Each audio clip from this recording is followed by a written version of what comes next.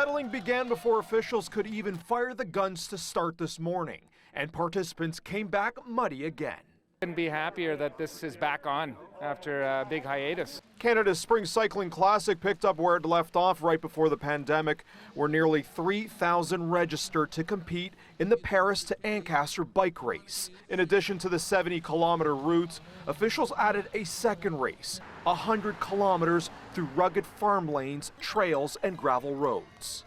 It hurt, especially the last part. Really tired. I need lots of food and maybe a beer. They zipped through the countryside and faced huge obstacles, particularly the infamous mudslide of death, a kilometer-long stretch of muck.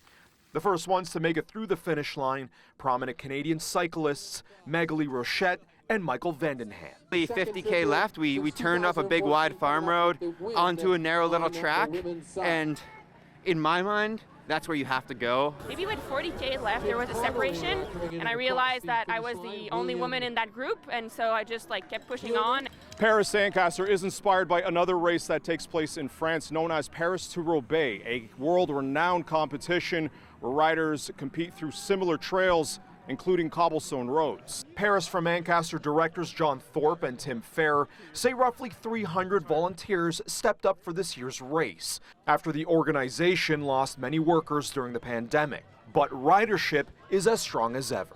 Under-anticipated the pent-up demand of events, period, not just ours. The people want to get out and do something.